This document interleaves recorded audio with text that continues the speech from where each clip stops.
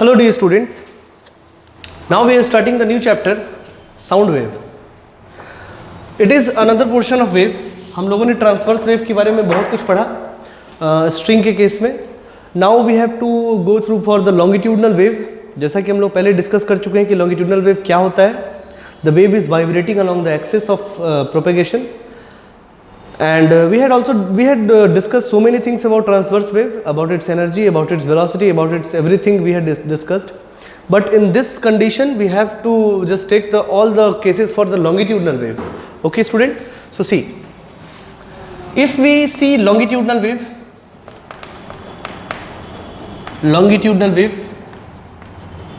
then longitudinal wave is vibrating in direction of propagation. Suppose this is direction of propagation. Direction of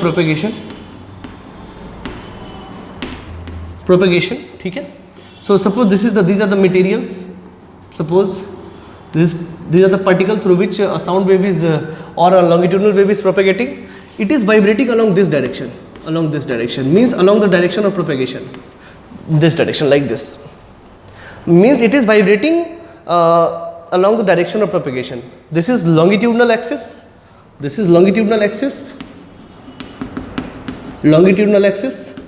and it is vibrating along this axis. That is why this wave is called longitudinal wave. Okay, so it is clear what is longitudinal wave. Okay, so basically the wave which is vibrating along the axis of propagation, that is called longitudinal wave, and the wave which is propagating perpendicular to the axis of propagation, that is called transverse wave. These are very basics. Okay, now we are about to study sound wave. Sound wave is a type of longitudinal wave. Okay, so we are writing all the parameters जिसके बारे में हमको पढ़ाई करना है. छोटी छोटी बातें पहले देख लें. साउंड वेव ठीक है, it is longitudinal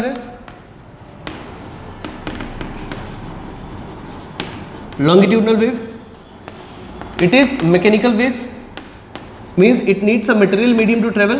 Mechanical wave ठीक है, requires material medium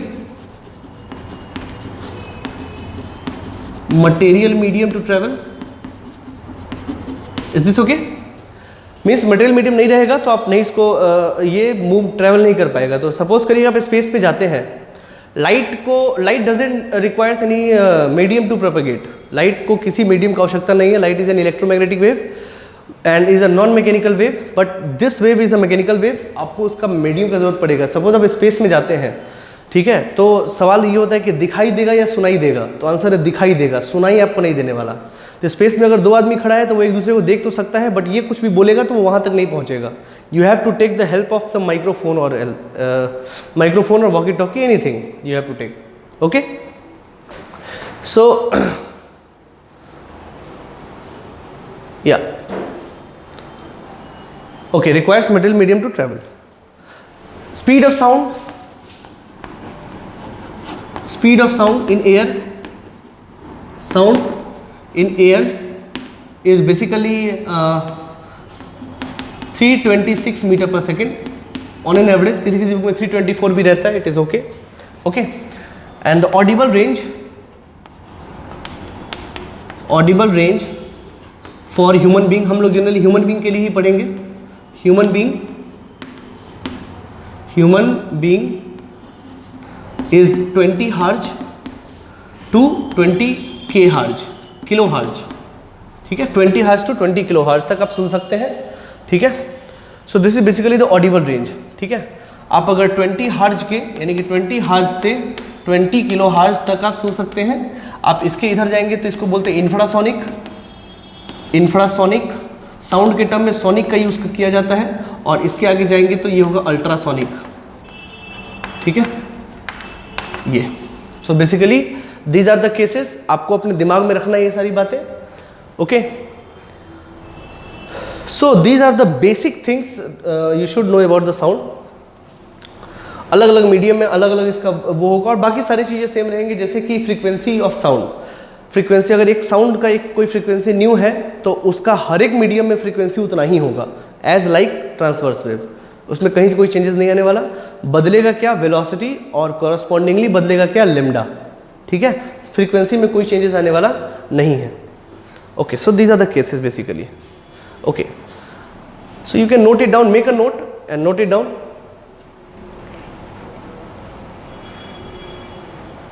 चलिए, वैसे ही बेसिकली हम लोग जनरल बात ह्यूमन बीइंग का करेंगे। वैसे बैट्स वगैरह में, चमगादड़ वगैरह में जाओगे तो वो 1.5 लाख हर्ट्ज तक सुन सकता है। ठीक है, so these are the things. Now sound wave को समझने के लिए देखिए हम समझते हैं, सपोज करिए कि इसमें एयर पार्टिकल्स भरे हैं, इसमें एयर पार्टिकल्स भरे हैं at uniform distance and there is not any wave. समझते हैं इसको थोड़ा। ठीक है, सपोज करिए पिस्टन है, वाइब्रेशन होगा इसी के अलावा। सपोज करिए अभी ये स्टैटिक है, वो ऐसा हुआ। ठीक है, हमने क्या करा, इसको ऐसे थोड़ा सा डिस्टर्ब करा, मतलब इसको वाइब्रेट करना है, ऐसे ऐसे ऐसे ऐसे वाइब्रेट करना है। ठीक है, तो वाइब्रेट करेंगे तो क्या होगा, यहां जो पार्टिकल्स लगे हैं वो अंदर की तरफ जाएंगे। मीन्स सपोज करिए थोड़ा सा अंदर गया जब, it means particle near it would B come closer, come closer, come closer. ठीक है, ऐसे ऐसे। ठीक है, कम क्लोजर, ये पास में आ गए, ये पास में आ गए। और उसके बाद जब हम इसको फिर से यहां से, सपोज करिए यहां पे है, ये यहां से यहां पे गया तो पार्टिकल हो गया। सपोज करो यहां से यहां आया, मतलब ऐसे ऐसा समझे, इसमें दो प्रॉपर्टीज होते हैं, कंप्रेशन और रेयर फ्रैक्शन। आप समझ सकते हैं कंप्रेशन किसको बोलेंगे, दबेगा तो कंप्रेशन हुआ, मतलब ये पार्टिकल्स दब गए मतलब कंप्रेशन हुआ। ठीक है, सपोज करिए ऐसे गया और यहां से यहां आया, मतलब मीन पोजीशन कभी भी बाद में है, ये मीन पोजीशन है, इसके बाद में ये यहां से यहां गया तो दब गया, यहां से थोड़ा सा इधर आए तो क्या हुआ, कंप्रेशन की रेयर फ्रैक्शन, कंप्रेशन, अभी भी कंप्रेशन ही है, कम कंप्रेशन है। सपोज करो आपने 5 सेंटीमीटर इसको दबा दिया तो दब गया ना, बट आप अगर 3 सेंटीमीटर पे आए तो भी तो दबा ही हुआ है ना, कम दबा हुआ है, लेकिन दबा हुआ तो है। ठीक है, और फिर आप इसको यहां से यहां लेके आए तो क्या होगा, रेयर फ्रैक्शन। तो कहानी कैसा होगा, suppose I am taking it here, तो कहानी कैसा होगा, ये दूर दूर हो जाएंगे, this is called rarefaction. और बाकी सब पार्टिकल नॉर्मल है।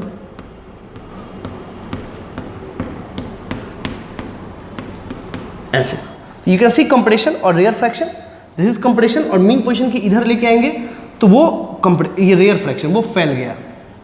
मेरी बात फिर से ध्यान सुने, यहां से यहां गया तो कंप्रेशन, फिर यहां से यहां आए तो फिर से पार्टिकल अपने पोजीशन पे, और फिर यहां से जब यहां गए तो ये इधर चला गया, दैट इज रेयर फ्रैक्शन। अब मुझे बताया, जब हम इसको बार बार ऐसे ऐसे करेंगे तो ये कंप्रेशन और रेयर फ्रैक्शन रुकेगा या चलेगा, तो आंसर है चलेगा।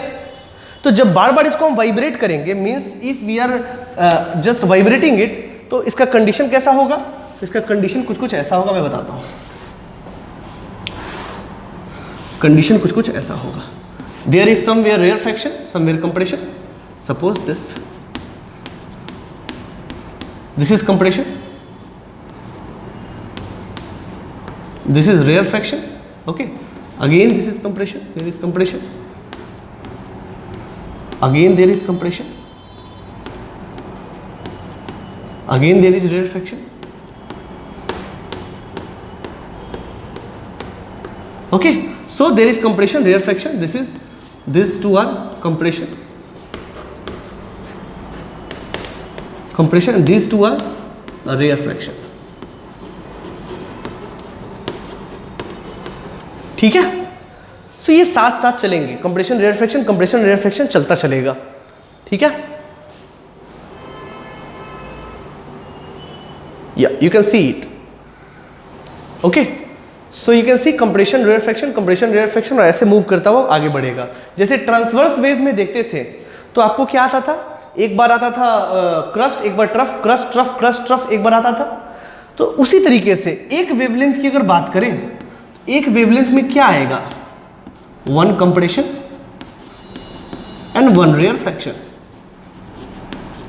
1 rarefaction, 1 compression and 1 rarefaction, ये दोनों कंप्राइज करके बनेगा एक वेवलेंथ। ठीक है, तो ये ऐसे की तरह ऐसे ऐसे बना के चलेगा। This is compression and this is rarefaction. अब ये रेगुलरली मूव कर रहा है, रेगुलरली वाइब्रेट कर रहा है, तो आपको कुछ ऐसा नजर आएगा कि कंप्रेशन रेयर फ्रैक्शन यहां हुआ और ये एनर्जी लेके आगे बढ़ेगा, रुकेगा थोड़ी ना वहां पे, रेयर फ्रैक्शन। ठीक है, so this is the basic scenario of sound. Sound में आप जब बोलते हो तो क्या होता है, ये वाइब्रेट करता है, ये एयर मॉलिक्यूल्स को क्या करता है, वाइब्रेट करते करते करते करते, सपोज करिए कि यहां आपने बोला, यहां आप क्या किए, बोले, ये बोले और यहां आपको सुनना है, सपोज यहां आपको सुनना है, तो क्या करेगा ये ऐसे ऐसे आप बोले तो वाइब्रेट करते करते करते करते आपके कान में गया और कान का जो ईयर ड्रम होता है उसको ये वाइब्रेट किया उतने फ्रीक्वेंसी से। तो आपको ये सिखाया गया है, जैसे ए बोले आप, ए मतलब ए का फ्रीक्वेंसी आपका कान समझता है कि हाँ ए का जो वाइब्रेशन है, जितना फ्रीक्वेंसी है, अगर वो वाइब्रेट करेगा तो हम समझेंगे कि वो ए बोला है। ठीक है, तो इसी तरह डिफरेंट डिफरेंट फ्रीक्वेंसी जिसको हम पहचानते हैं, that frequency if somewhat vibrated means if eardrum is vibrated by that particular frequency then we got the particular letter। ठीक है, उसी तरह जैसे संगीत सारेगामापा आप सुनते हैं, सा का फ्रीक्वेंसी 256 हर्ट्ज है, जब स्ट्रिंग सा बोलता है तो 256 हर्ट्ज का फ्रीक्वेंसी आपके ड्रम को वाइब्रेट करता है, तो आप समझ जाते हो कि वो सा है। सा रे गा मा सबका अपना अपना फ्रीक्वेंसीज है। ठीक है, सो आप वर्ड जो पहचानते हो कि क्या बोले, जैसे मैं बोल रहा हूं और आप समझ रहे हैं, इसका मतलब है कि मेरा जो फ्रीक्वेंसी है जो हम यहां से छोड़ रहे हैं वो आपके कान में वही फ्रीक्वेंसी मतलब वाइब्रेट कर रहा है कान के ड्रम को, और उस पर्टिकुलर फ्रीक्वेंसी को आपको सिखाया गया है, तो जाके आप समझ पा रहे हो क्या है। जैसे सपोज चाइनीज अगर कोई बोलेगा मेरे आगे, तो मेरे लिए वो नॉइज है, हमको नहीं समझ में आ रहा चाइनीज क्या है, वो इसलिए नहीं समझ में आ रहा है क्योंकि वो पर्टिकुलर फ्रीक्वेंसीज हमको नहीं सिखाया गया है, हम नहीं पढ़ सकते उसको। हाँ, जब सीख लेंगे तो उस, यानी कि आप बचपन से क्या करते आ रहे हो, लैंग्वेज मतलब क्या, आप पर्टिकुलर फ्रीक्वेंसीज को समझते आ रहे हो कि ए बी सी डी क्या होता है। चाइनीज में आपको नहीं सिखाया गया है, इसीलिए that's why that Chinese anything speaking in Chinese that is noise for you. Okay, so basically these are the things. अब इसमें हम लोग कुछ मैथमेटिक्स पढ़ेंगे, जरा ध्यान से अगर देखा जाए तो सपोज कर इसमें एक प्रॉब्लम आता है, लॉन्गिट्यूडनल वेव में एक प्रॉब्लम आता है। प्रॉब्लम क्या आता है कि suppose if this is x axis and this is vibrating in this direction, ये वाइब्रेट कर रहा है इसी डायरेक्शन में, तो ये जा भी इसी डायरेक्शन में रहा है और वाइब्रेट भी इसी डायरेक्शन में कर रहा है, तो देयर इज समवट टिपिकलिटी कि हम कैसे इसको समझेंगे कि कौन, जैसे सपोज करो कि ये अभी डिस्प्लेस करा है यहां से लेकर यहां तक, तो ये डिस्प्लेसमेंट है, ये डिस्प्लेसमेंट है और ये जा रहा है एक्स एक्सिस में। अब हम इसको अगर एक्स लेंगे तो you got confuse with this X and this X. ठीक है, पहले क्या होता था, वाइब्रेट इस एक्सिस में करता था तो हम आराम से इसको एक्स और इसको वाई ले लेते थे, तो समझ में भी आता था। बट यहाँ पे ये अगर एक्स में जा रहा है और ये एक्स के डायरेक्शन में ही वाइब्रेट कर रहा है, तो if we take X then you must get confuse with this X and this X. ठीक है, इसलिए हम यहाँ पे एक्स नहीं लेंगे, इसके डिस्प्लेसमेंट को हम एस से डिनोट करते हैं। ठीक है, पहली बात तो क्लियर है कि जो डिस्प्लेसमेंट होगा पहले y से लेते थे, अब यहां किससे लेंगे, s से लेंगे। ठीक है, बाकी वेव का इक्वेशन वैसा ही चलेगा जैसा पहले चलता था, पहली बात। उसके बाद जरा समझेंगे कि मैं बताता हूं, समझे।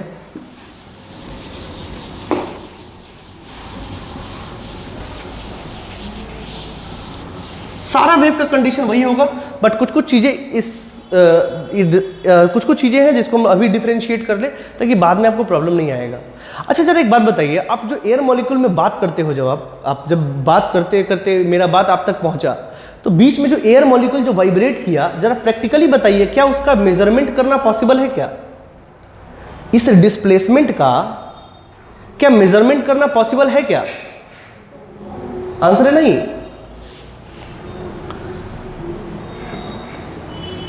किसका phone? Okay, so now see, so now if we have to see, मतलब आप ऐसा समझे कि डिस्प्लेसमेंट जो है वो नहीं देखा जा सकता। आप अगर इधर से इधर तक हवा जा रहा है तो कितना डिस्प्लेस करता हुआ जा रहा है, that is very tedious to calculate. आप नहीं उसको देख सकते। तो सर अगर नहीं देख सकते तो इसका मैथमेटिक्स पढ़ने से कोई फायदा है नहीं, तो आंसर है बिल्कुल सही है, इसका मैथमेटिक्स पढ़ने से कोई फायदा नहीं है। तो सर किस चीज़ का मैथमेटिक्स पढ़े? तो और कोई पैरामीटर पकड़िए जिसको आप आराम से देख सकते हैं। डिस्प्लेसमेंट तो हम, जैसे स्ट्रिंग का केस में हुआ तो displacement it is measurable, I can see, but in the case of sound आप डिस्प्लेसमेंट नहीं, आप although the it can be derived in the term of displacement also, but displacement को हम कैलकुलेट नहीं कर सकते, नहीं देख सकते, इट इज नॉट प्रैक्टिकल। तो क्या देखा जाए? इसीलिए जब साउंड वेव के केस में लोग प्रेशर वेव पढ़ते हैं। जब प्रेशर वेव, क्योंकि जब आप इधर से उधर तक जाता है तो कंप्रेशन रेयर फ्रैक्शन हो रहा है, तो there is somewhat increase in pressure and somewhat decrease in pressure, तो प्रेशर के टर्म्स में पढ़ते हैं। Now pressure can be calculated, आप अगर ध्यान से समझोगे तो प्रेशर कैन बी कैलकुलेटेड, ठीक है। प्रेशर कैलकुलेट करने के लिए कई सारे डिवाइसेस है, तो ये प्रेशर आप प्रेशर का वेरिएशन आप कैलकुलेट कर सकते हो, ठीक है। तो कहने का मतलब है कि अगर हम, और एक और चीज पढ़ा जाता है density variation, but density variation is also tedious to calculate. So तीन पैरामीटर हो गए, एक डिस्प्लेसमेंट इक्वेशन, एक प्रेशर इक्वेशन और एक डिस्प्लेसमेंट इक्वेशन, ये तीनों हम देखेंगे, लेकिन इन तीनों में से सबसे महत्वपूर्ण कौन होगा? Pressure equation. इसीलिए साउंड वेव में it is very precious to study about pressure variation equation, ठीक है। So now see, if we understand, okay, so if we understand the displacement equation, तो आपको ये पता है, आप अगर ध्यान से देखो, if it is x and, और ये सपोज करो ये पार्टिकल है, ठीक है, और पार्टिकल अगर मान लो कि ये पार्टिकल अगर यहां पे डिस्प्लेस हो रहा है एट टाइम टी, ये यहां पे अगर इसका डिस्प्लेसमेंट हो रहा है at X and T, okay, तो ये और ये वेव इधर मूव कर रहा है, तो ये पहले कहां पे होगा? ये कहां से चला होगा? यहां से चला होगा, means x is equal to 0, मतलब t minus X upon v, वैसा ही जैसा पहले करते थे, ठीक है। तो you will get an equation s is equal to S naught, क्योंकि इसका भी कुछ ना कुछ एम्पलीट्यूड होगा, S not sine omega into T minus X upon V, okay, and you will get the displacement equation S not sine omega T minus के X, ठीक है। और सपोज इफ यहां पे अगर डिस्प्लेसमेंट इक्वेशन है s is equal to S not sine omega T, तो कहानी ऐसे होगा, अगर इसके पास कुछ, अगर ये है मतलब फेस कांस्टेंट है, तो यहां भी ये फेस कांस्टेंट यहां हो जाएगा, ठीक है। तो अगर मुझे यहां का डिस्प्लेसमेंट इक्वेशन पता है, तो कहीं भी किसी भी समय का डिस्प्लेसमेंट इक्वेशन हम निकाल सकते हैं by putting t minus X upon V at the place of t।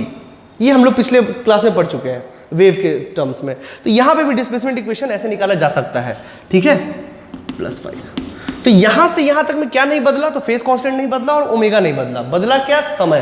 तो समय कैसे बदला? ये, ठीक है। तो हम लोग बेसिक इक्वेशन डिस्प्लेसमेंट इक्वेशन का यही लेके चलेंगे और आगे की तरफ हम लोग बढ़ेंगे, ठीक है, और कोशिश करेंगे कि ये डिस्प्लेसमेंट से हम लोग प्रेशर की तरफ बढ़े, क्योंकि pressure equation is very crucial in this whole scenario, okay. So write it down if you want to write, ठीक है। तो चाहे तो आप ओमेगा टी माइनस के एक्स ले लें या फिर के एक्स माइनस ओमेगा टी ले लें, मुझे कोई आपत्ति नहीं, दोनों में सेम आएगा। और आपको पता है ओमेगा टी माइनस के एक्स कब आता है और के एक्स माइनस ओमेगा टी कब आता है, ये सब आप ट्रांसवर्स वेव में पढ़ चुके हो जब वेव का स्टार्टिंग हो रहा था। तो right it down.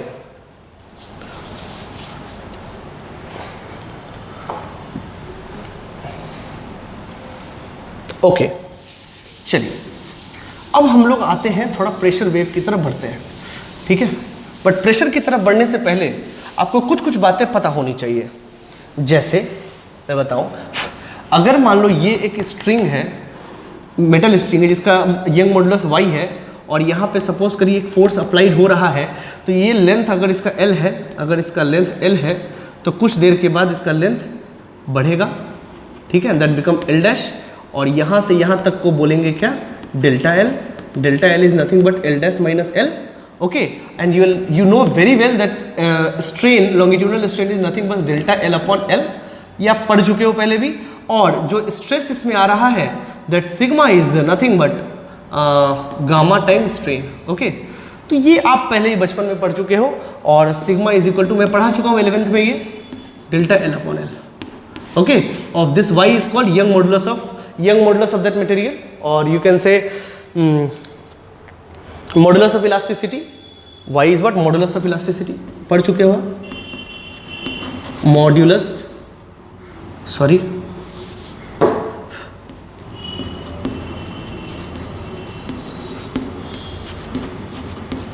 Elasticity, okay.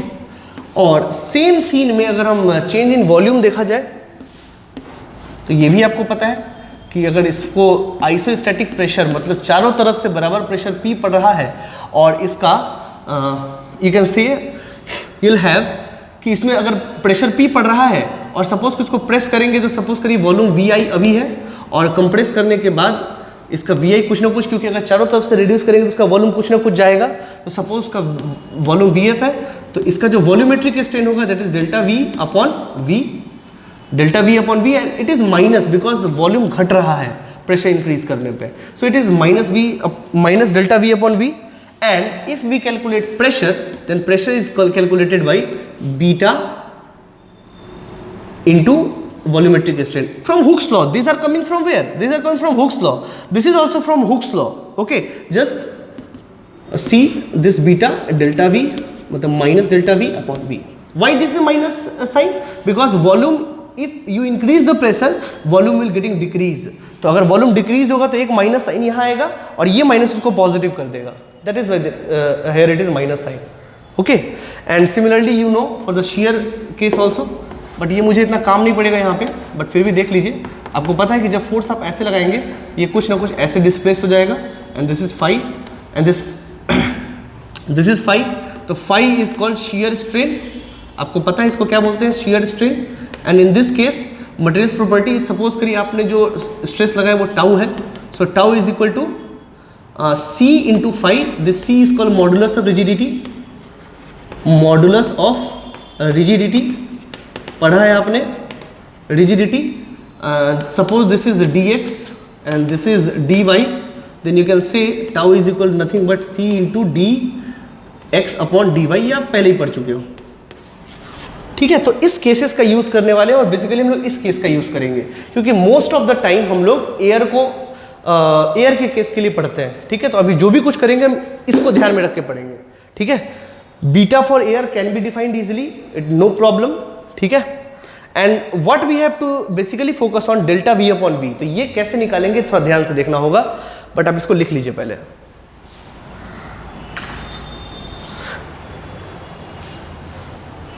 ये क्या है दोस्तों, ये है प्रेशर अप्लाइड, आपने कितना प्रेशर अप्लाई किया है। ठीक है, this is all pressure applied.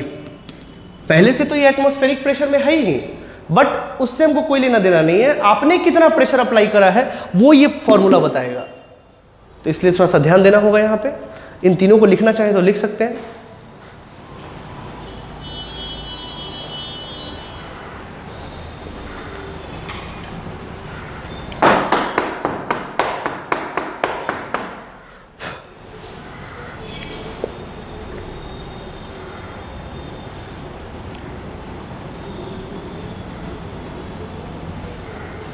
Okay, सो सी, अब जो लिखेंगे वो बहुत ही बारीक चीज है, तो उसके हर एक पॉइंट्स को लिखेंगे आप, बिल्कुल भी स्किप ना करिए एक भी पॉइंट को।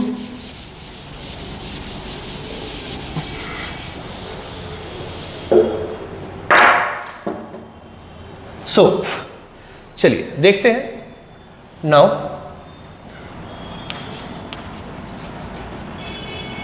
प्रेशर वेव इक्वेशन, हम को यहां तक पहुंचना है। ठीक है, हमारे पास डिस्प्लेसमेंट इक्वेशन क्या है, S not sine omega T, आप चाहे के एक्स माइनस ओमेगा टी भी कर सकते हो, मुझे कोई आपत्ति नहीं है, प्लस 5, ये हमको पता है। ठीक है, चलिए इसको एनालिसिस करते हैं। Suppose we have air column like this, ठीक है, और देयर इज टू पोजीशन, एक x प्लस dx, और इसका जो एरिया है इस कॉलम का सपोज करिए a है। ध्यान से देखिए, ये x और dx, x प्लस dx क्या है, ये दो पार्टिकल का मीन पोजीशन है। मतलब अगर कोई वेव नहीं चल रहा है तो ये मीन, ये जो पार्टिकल होंगे यहाँ के और यहाँ के अपने मीन पोजीशन पे ही होंगे। सो दिस x और this x plus dx is at mean, these are the mean position of two particles, दो पार्टिकल्स का पोजीशन है ये। मैं लिख देता हूं यहाँ पे, कंफ्यूज बिल्कुल भी ना हो। मीन पोजीशन ऑफ टू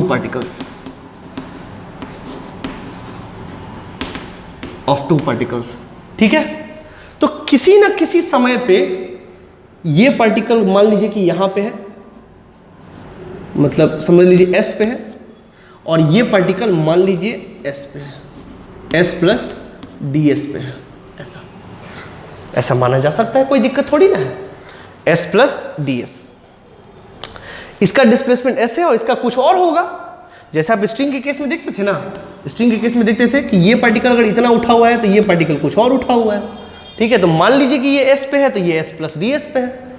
ठीक है, एनालिसिस ही तो करना है।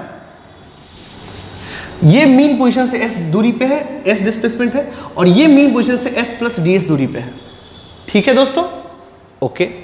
नाउ यहां से यहां तक का वॉल्यूम क्या है, this is we I, V initial, और ये यहां से यहां तक का वॉल्यूम क्या है, अभी वॉल्यूम ये इतना था, अब ये बढ़ के इतना हो गया, so this is V F. Okay, so what is we I? V I is A into delta, A into suppose take D X, this area into length होगा ना volume, so this length is what? अच्छा, ये length कितना है? अगर ये x है, ये x प्लस डी एक्स है, तो ये लेंथ कितना होगा? तो dx होगा ना। आप चाहे तो suppose if x is equal to 0 here, then this is x plus D X, तो इसमें से अगर इसको घटा दे तो ये dx ही बचेगा ना। तो ये कोई बहुत बड़ी बात नहीं है, आप कर सकते हैं a into D x. Now what is V F? So V F would be this much. ये कितना हो गया? और ये दूरी कितना है? अगर आप देखोगे ध्यान से तो ये दूरी कितना है? दिस इज डी एस, और ये हो गया a इंटू डी एस। ठीक है, आई बात समझ में? ओके, सो इफ ओके, चलो अगर आप लिखना भी चाहते हो तो कोई बहुत बड़ी बात नहीं। अगर वी एफ लिखना चाहते हो तो वी एफ ऐसे भी लिखा जा सकता है। मैं बताऊं, व्हाट इज दिस डिस्टेंस? ये डिस्टेंस कितना है? तो ये डिस्टेंस है D X minus S,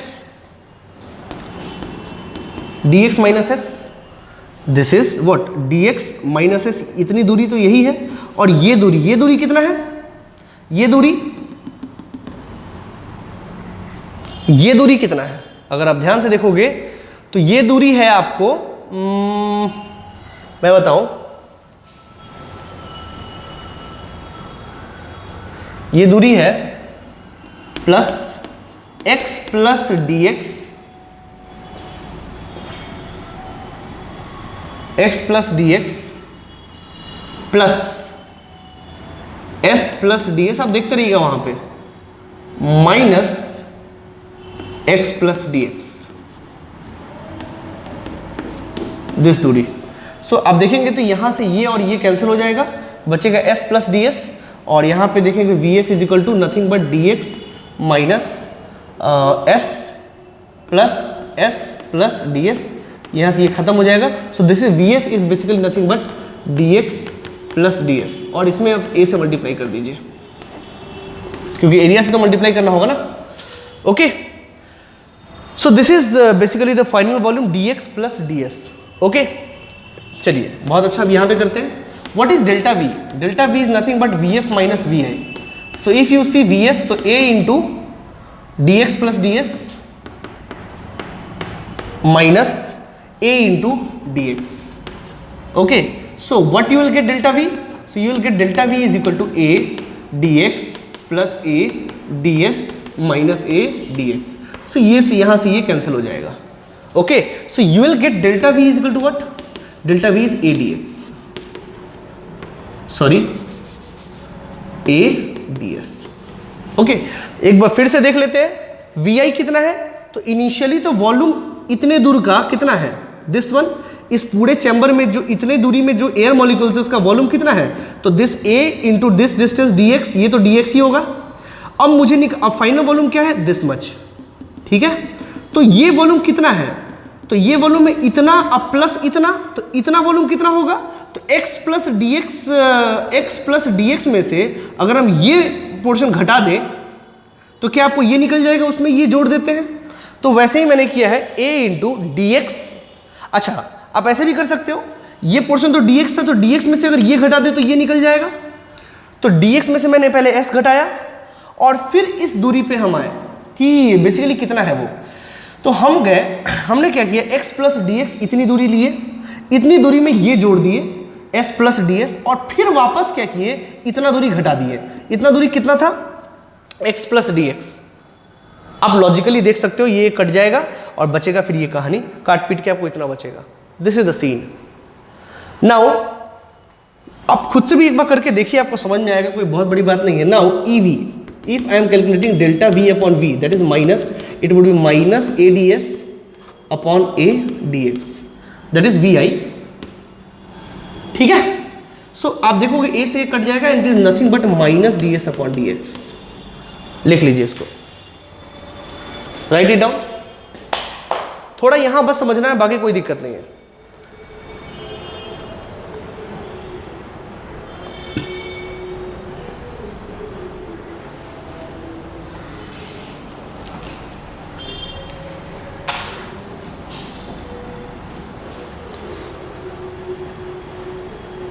okay okay dear student, अगर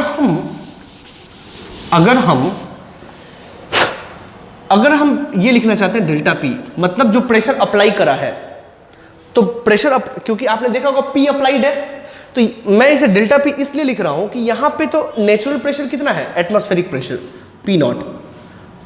समझते चलिएगा बात को, क्योंकि बार बार यहां बदलेगा कुछ कुछ टर्म्स, ठीक है ना। पी नॉट मान लीजिए, या फिर इसको लिख लीजिए पी एटीएम। पहले से प्रेशर कितना है, पी एटीएम, एटमॉस्फेरिक प्रेशर। उसमें इस वेव की वजह से कुछ प्रेशर बढ़ा और कहीं कहीं प्रेशर घट गया, ठीक है। So basically this delta P जो एक्स्ट्रा प्रेशर है, that is minus beta into delta we upon V. ये हम लोग पढ़े हैं अभी। तो डेल्टा पी क्या हो जाएगा, डेल्टा पी हो जाएगा बीटा और into minus delta we upon V का टर्म्स क्या आ जाएगा, that is minus D S upon D X. ठीक है, अच्छा। Now we had seen that S has got this relation, and here we have two variables t and x. So what should we do in this integration form? We have to take the partial derivative form, because here it is two variable, but we want only the differential with respect to x. Okay, now what is del s upon del x? You can just see, this is s naught cos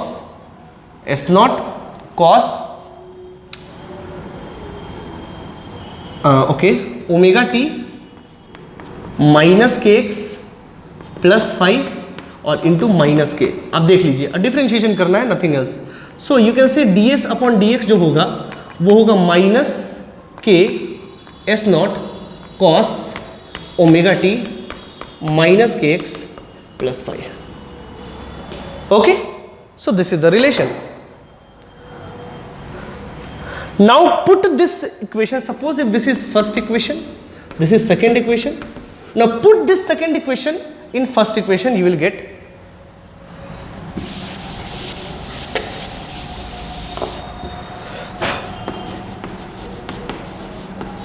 put equation 2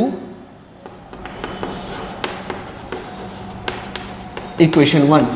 So you will get delta p is equal to minus beta into delta s upon delta डेवर x upon डेवर S upon डेवर x का value डालें, that is k s nought cos omega T minus के x plus 5.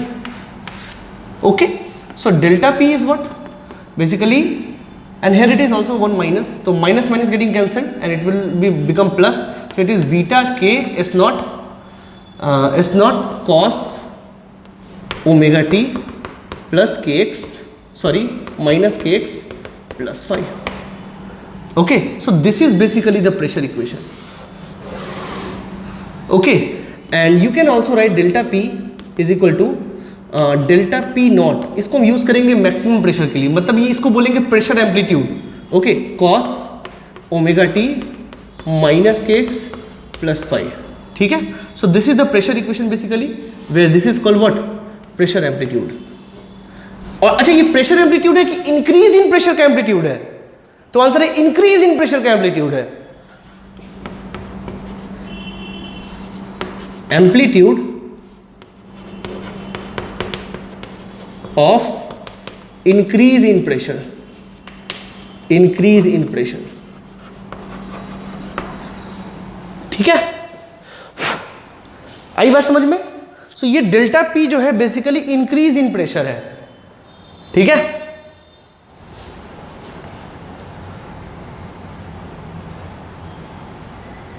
तो लिख लीजिए ये सारी बातें, वही है आपका pressure relation, pressure wave equation इसी को बोलते हैं। अब इसके बारे में थोड़ा थोड़ा जानते हैं। कई बच्चों को मिसकंसेप्शन रहता है कि डेल्टा पी क्या है नहीं है, मैं सब सिखाता हूँ, आपको आप समझ जाएंगे। पहले इसको लिख लीजिए इसको।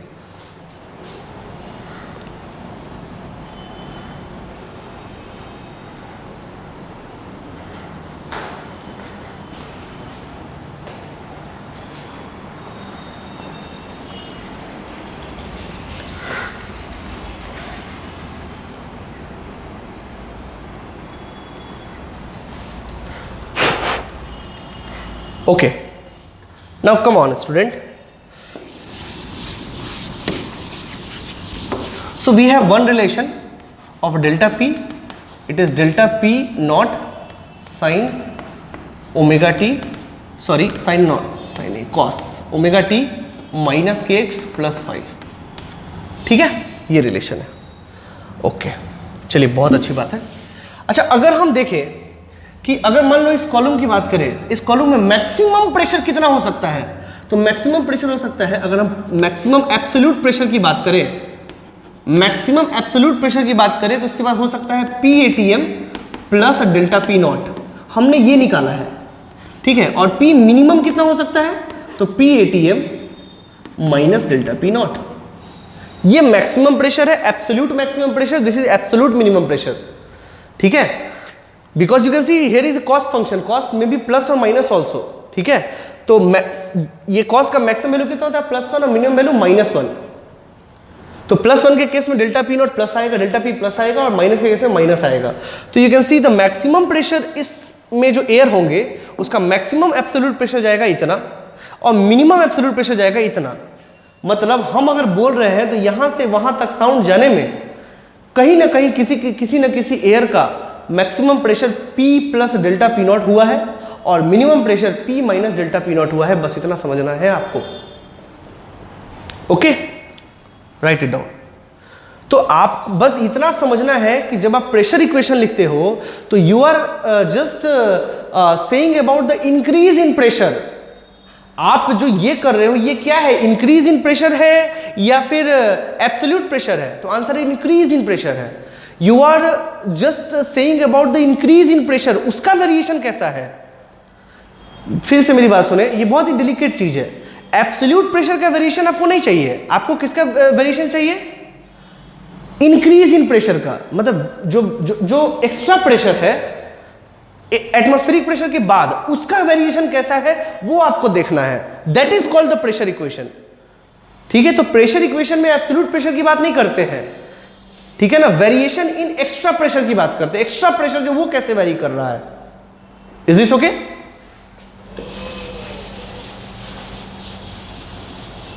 सो I think this is clear to you.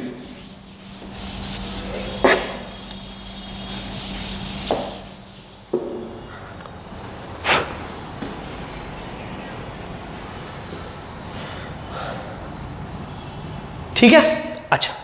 लेकिन ना हम कभी कभी इसको अब आने वाले समय, क्योंकि आपको समझ में आया कि ये प्रेशर वेरिएशन का टर्म है, तो हम अगर कहीं भी ये लिखते हैं P nought cos omega T minus के एक्स प्लस 5, तो आप समझना यही, क्योंकि हम अब यही लिखेंगे, अब हम ये नहीं लिखेंगे, ये तो मुझे समझाना था। तो कभी भी हम ये जब लिखे तो आप ये समझना कि ये पी कौन है, एब्सोल्यूट नहीं है, ये वेरिएशन ऑफ प्रेशर है।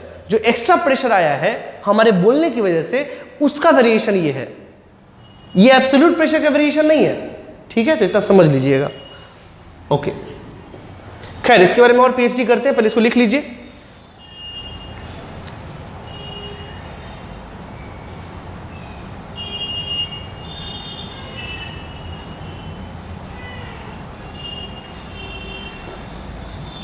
ओके, सो नाउ चलिए, तो अब हम यही लिखेंगे आने वाले समय में। अब हम डेंसिटी इक्वेशन थोड़ा देखते हैं। डेंसिटी, इसमें वेरिएशन ही देखते हैं, density variation equation, variation equation, सारी इक्वेशंस को हम एक जगह लिख देंगे। Density variation equation. इसमें डेंसिटी अगर देखा जाए तो वो क्या होता है, m अपॉन v। डेंसिटी क्या होता है, m अपॉन v। अगर दोनों साइड आप डिफरेंशिएट करोगे, if you take the differential of each and everything, it would be delta m upon m and plus delta.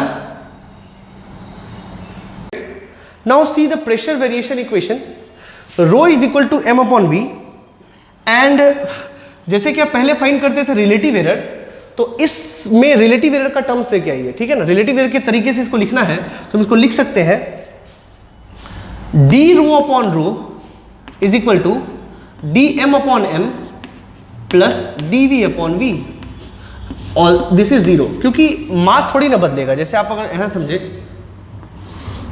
इसी केस में अगर देखा जाए, ये x पे है, ये x प्लस डी एक्स पे है, ये s पे गया और ये s प्लस डी एस पे गया। तो इसी केस में अगर देखा जाए तो अगर हमको मास लेना पड़ेगा तो इतने दूर का मास लेंगे, तो ये चाहे यहाँ पे है चाहे वो फैल गया, मास थोड़ी ना बदलेगा। ऐसा है या फिर ऐसा हो गया, मास तो उतना ही है, एयर मॉलिक्यूल्स तो उसमें उतने ही होंगे। तो एयर मॉलिक्यूल जब चेंज नहीं होगा तो this term might be zero, must be zero. Okay, so you are now getting delta rho upon rho is equal to D V upon V, D V upon V. अच्छा चलिए इसको देख लेते हैं। Now D V upon V आपको पता है क्या निकाला आपने, अभी भी निकाला है कि डेल्टा वी अपॉन वी क्या आया है आपको, डेल्टा वी अपॉन वी आया है आपको D S upon D X minus, ठीक है, क्या आया है, D S upon D X minus, ठीक है। Now this D S upon D X is what, D V upon V, यही आया ना आपको अभी तो आया। ओके, फिर आपने D S upon D x का वैल्यू रखा तो डेल्टा वी कितना आ गया, माइनस यू से के एक्स सॉरी के s nought cos omega T minus के एक्स प्लस वाई, यही तो आया था, ये आया था ना, चेक कर लीजिए आप, ठीक है। और मुझे पुट करना है माइनस के साथ में, means this is equal to minus D S upon D X. तो माइनस के साथ में पुट करेंगे तो वो अगेन माइनस बन जाएगा। तो d rho upon rho is nothing but plus k s nought cos omega T minus के एक्स प्लस फाइव। और ये रो क्या है, ये इनिशियल है, मतलब जब कुछ भी साउंड नहीं चल रहा था तो इस एयर का कुछ ना कुछ अपना डेंसिटी हुआ कि नहीं, that is called rho of air. जैसे हम कुछ नहीं बोल रहे मान लीजिए, तो एयर का कुछ ना कुछ डेंसिटी है कि नहीं है, तो take it to be rho A. So if you take it to be rho A, then delta rho it becomes K S naught rho A cos omega t minus kx plus 5. Okay, take this term to be delta rho naught, मतलब this is the variation का maximum. जैसे वहाँ pressure का maximum था वैसे ही यहाँ density का maximum है, माइनस के x plus 5। Note it down. Okay, so we would have, और d ले लो या डेल्टा ले लो कोई दिक्कत नहीं है, delta rho is equal to delta rho nought, ठीक है, into cos omega T minus के एक्स प्लस 5। लिख लीजिए इसको।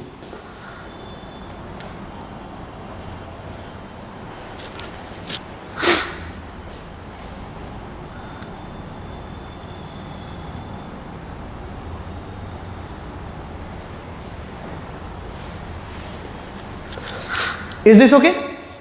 सो कहने का मतलब ये है, ऐसा समझे कि यहां पे जो एयर का डेंसिटी है रो ए, ठीक है, तो ये डेंसिटी तो कुछ नहीं है तो भी है, ठीक है। तो आपको किसका वेरिएशन पढ़ना है, तो जो एक्स्ट्रा डेंसिटी आया है, जो बढ़ेगा या घटेगा, उसका वेरिएशन आपको देखना है। So this is the extra density which has came into picture because of sound wave, it is the variation of that extra density.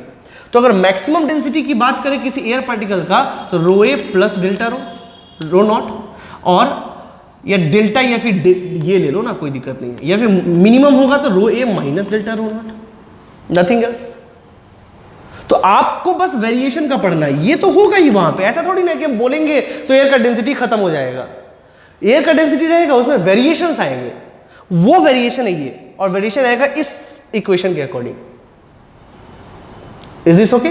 So this is called density variation equation. This is called pressure variation equation. This is called displacement equation. ठीक है, तो अब तीनों में कुछ कुछ बातें interlink करना है, पहले इसको देख लीजिए। आपको याद होना चाहिए कि हम एब्सोल्यूट डेंसिटी की बात नहीं करते हैं, एक्स्ट्रा डेंसिटी की वेरिएशन की बात करते हैं।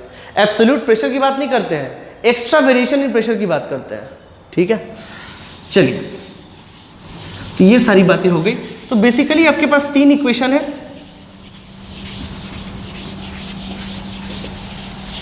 अब जरा ध्यान से देखिए, जब आप बोलेंगे और ये जब मॉलिक्यूल यहां से यहां तक गया दबा, तो क्या हुआ? कंप्रेशन। कंप्रेशन में प्रेशर क्या होगा? बढ़ेगा या घटेगा? बढ़ेगा। बढ़ेगा या घटेगा? बढ़ेगा, और नो डाउट बढ़ेगा वो। अरे आप बोलोगे तो ये दबाएगा ना, मॉलिक्यूल्स पास में आएंगे ना, तो प्रेशर तो बढ़ेगा ना, और प्रेशर के साथ साथ डेंसिटी भी बढ़ेगा क्या? आंसर है हाँ, बिल्कुल डेंसिटी बढ़ेगा। अगर आप बोलोगे तो एयर पार्टिकल्स एकदम पास में आ गए तो डेंसिटी तो बढ़ गया ना, और रेयर फ्रैक्शन में क्या हुआ? प्रेशर रिड्यूस हो गया, घट गया कितना? Minus delta P times. तो प्रेशर घटा तो क्या डेंसिटी भी घट गया? आंसर है हाँ, डेंसिटी भी घट गया। यानी कि प्रेशर बढ़ा तो डेंसिटी बढ़ा, और प्रेशर घटा तो डेंसिटी भी घटा। आंसर है हाँ सर, बात तो सही है। तो देखो दोनों का इक्वेशन भी सेम है, दोनों में कोई फेज डिफरेंस नहीं है, ये भी कॉस है, ये भी कॉस है। बट इन दोनों में है, ये साइन है और ये कॉस है। इन दोनों में कितने का फेज डिफरेंस है? π/2। अगर आप ध्यान से देखो तो मैं बताऊं, इस इक्वेशन को आप ऐसे भी लिख सकते हो, इस इक्वेशन को आप ऐसे भी लिख सकते हो कि delta P is equal to delta P nought sine omega T minus kx plus five plus π/2। यानी कि इसमें और इसमें π/2 के फेज डिफरेंस है, और same as this one also, delta rho equal delta rho nought sine omega T minus kx plus five plus π/2। यानी कि डिस्प्लेसमेंट इक्वेशन में और प्रेशर इक्वेशन में π/2 का फेज डिफरेंस है, सेम डिस्प्लेसमेंट इक्वेशन में और प्रेशर वेरिएशन इक्वेशन में π/2 का फेज डिफरेंस है। तो right a note of it because it is a very important point, ये पूछा जाता है कई बार। ठीक है, phase difference between pressure variation equation, pressure variation wave equation and displacement equation is π/2 and phase difference between density variation equation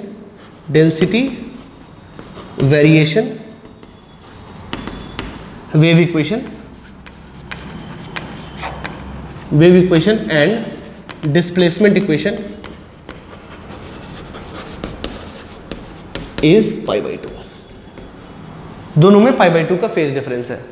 π/2 का phase difference मतलब क्या? सपोज करिए कि sin π/2 क्या होता है? 1, और cos π/2 क्या होता है? 0। इसका मतलब जहां पे ये 0 होगा वहां पे ये मैक्सिमम होगा, ये दोनों, या जहां पे ये मैक्सिमम होगा वहां पे ये दोनों मिनिमम होंगे, मतलब 0। इस बात को आपको ध्यान रखना है। ठीक है, जहां पे S मैक्सिमम होगा वहां पे डेल्टा P 0 होगा, और जहां पे डेल्टा P मैक्सिमम होगा वहां पे S 0 होगा। ये बात आपको याद रखना है। ठीक है, चलिए लिख लीजिए।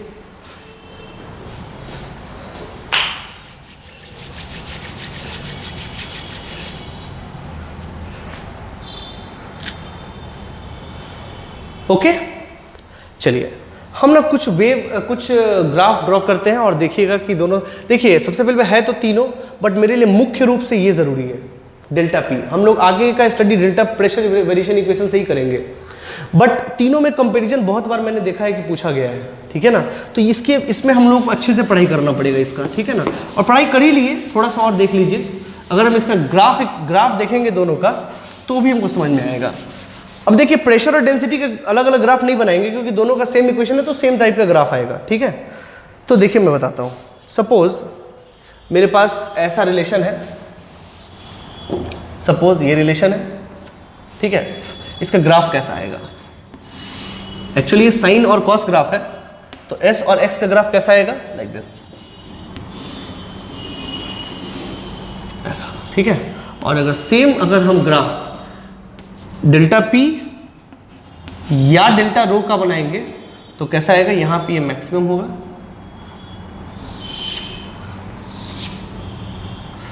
ओके, यहां जीरो है ना, ओके, तो यहां पे it will have maximum value,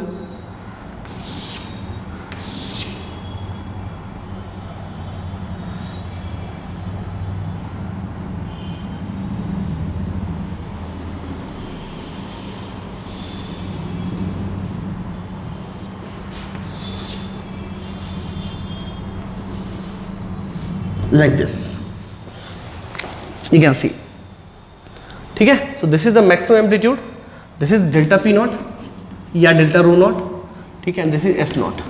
तो अब देखिए जहां पे ये मैक्सिमम है वहां पे ये जीरो है, और जहां पे ये जीरो है वहां पे ये मैक्सिमम है, उल्टा सीधा कहीं भी रहे मैक्सिमम है, ठीक है, लाइक दिस यू कैन सी।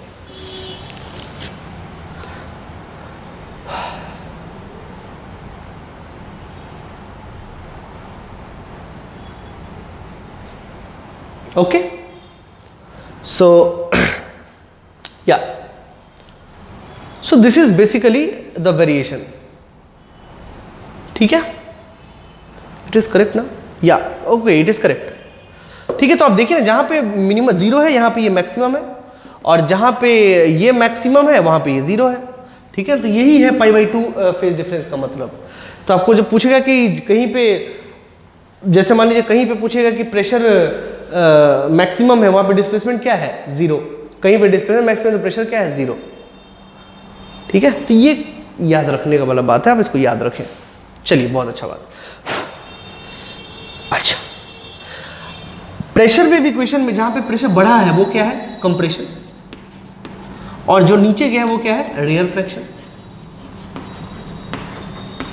ये तो दिख जाता है, compression rarefaction, compression rarefaction. जैसे पहले क्रस्ट ट्रफ होता था, यहाँ कंप्रेशन और रेयर फ्रैक्शन है।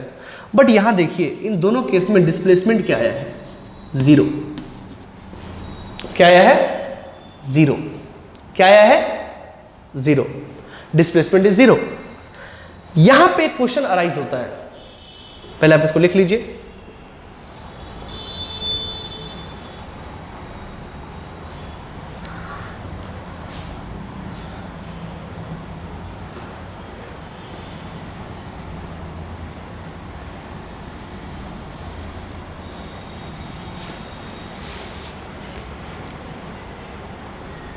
I had drawn somewhat opposite figure or what?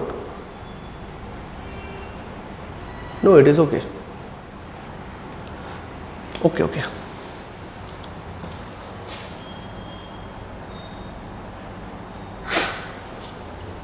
So आप लिख लीजिए इसको,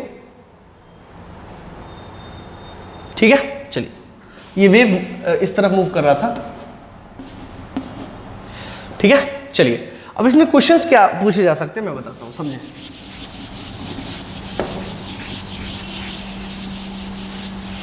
सपोज करिए इस क्वेश्चन में पूछा गया कि ये आपको एस और एक्स का ग्राफ दिया हुआ है,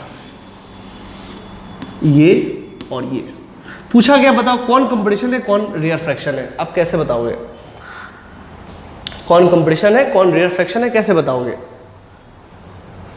और ये वेव इस तरफ मूव कर रहा है, बताना बड़ा मुश्किल है। अभी तो आप देख लिए तो चलो ठीक है, बट ये बताना बड़ा मुश्किल है। नॉर्मल डेज में अगर ये सवाल पूछा जाए तो दिस सवाल इज वेरी वेरी क्रूशियल, ठीक है। बट ठीक है, चलो कोई बात नहीं है, बनाया जा सकता है। कैसे बनाया जा सकता है? मेरी बात ध्यान से सुने। इसका डिस्प्लेसमेंट हमने शो इधर किया है, बट है किधर? इस तरफ। ये पॉजिटिव और ये निगेटिव, याद रखें बस। जरा ध्यान से सोचे, ये पार्टिकल, इसके इधर वाला पार्टिकल किधर जा रहा है? अगर ये वेव इधर बढ़ेगा तो ये पार्टिकल अब ऊपर उठने वाला है, मतलब इसका डिस्प्लेसमेंट कैसा है? ऊपर की तरफ। ऊपर की तरफ मतलब पॉजिटिव, दिस डायरेक्शन। और ये पार्टिकल अब कहां आ रहे हैं? ऊपर की तरफ, ठीक है। हाँ, ये ऐसे बढ़ रहा है ना,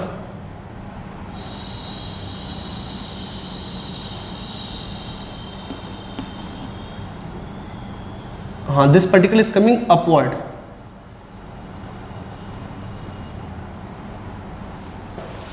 okay,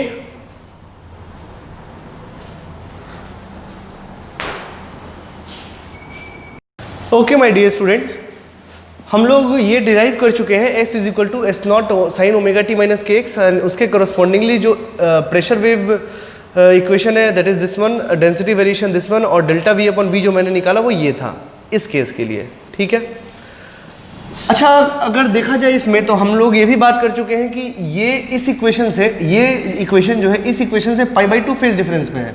what does it mean कि इसको हम 1 मिनट,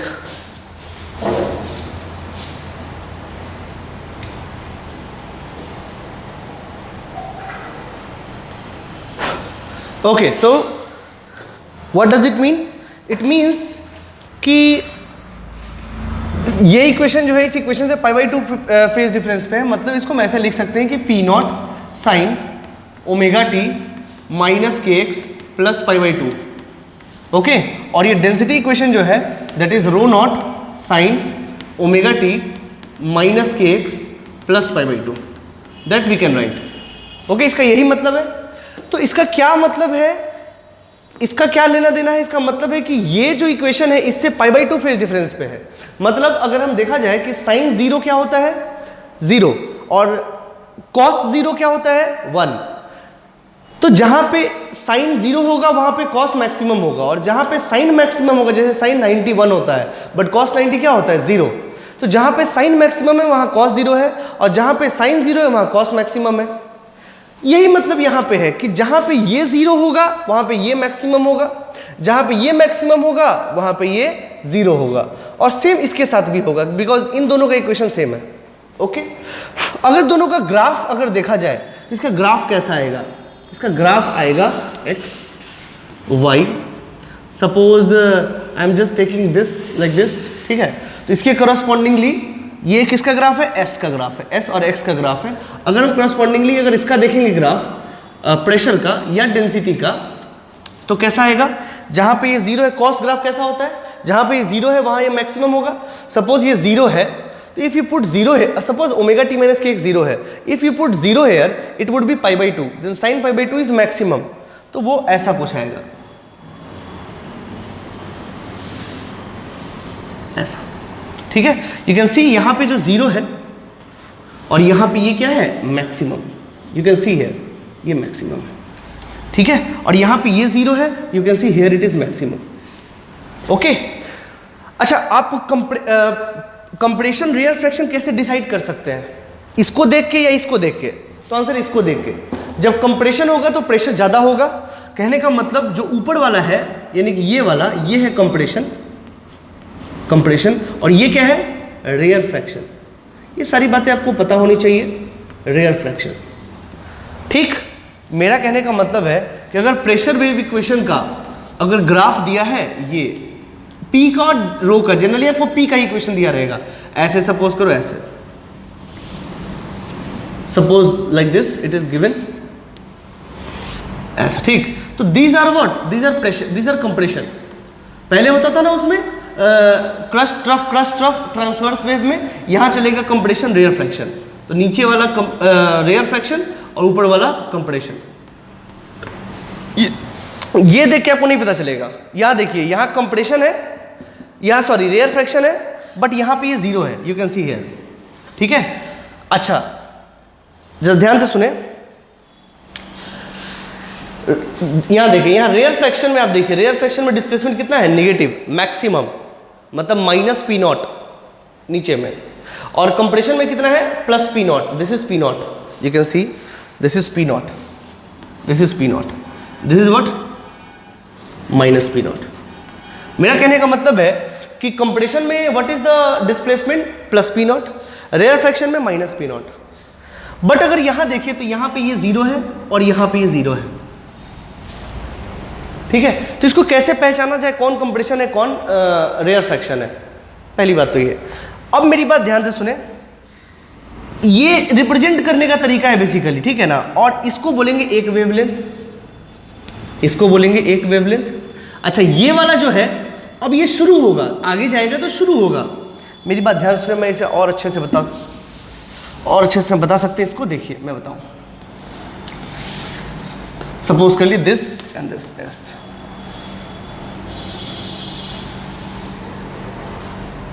सो ये यहां से लेकर यहां तक क्या हुआ, एक वेवलेंथ। तो एक वेवलेंथ में क्या हुआ, एक कंप्रेशन एक रेयर फ्रैक्शन, एक कंप्रेशन एक रेयर फ्रैक्शन। फिर उसके बाद दूसरे वेव में, ये दूसरे वेव का पार्ट है, कंप्रेशन रेयर फ्रैक्शन, ये दूसरे वेव का पार्ट है। कोई भी आपसे पूछे कि एक वेवलेंथ में कितना कंप्रेशन और रेयर फ्रैक्शन होता है, तो एक कंप्रेशन एक रेयर फ्रैक्शन। ये वाला जो है ये उस वाले वेव का है। मैं बताऊं, ये देखें, ये जो वेवलेंथ ये बना रहा है ये इसका है, मतलब ये और ये इस वाले वेवलेंथ का है। फिर ये वाला जो होगा वो दूसरे वेवलेंथ का होगा। एक वेवलेंथ में यही दो पॉइंट आए हैं। आई बात समझ में? उसी तरीके से अगर हम प्रेशर और इसमें देखें,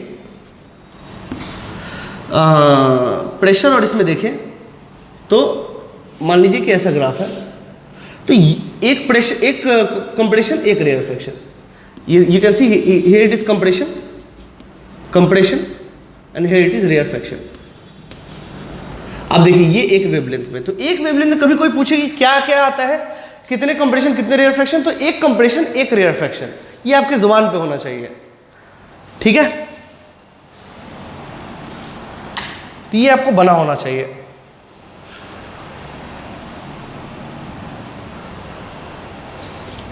You can note it down if you want to note.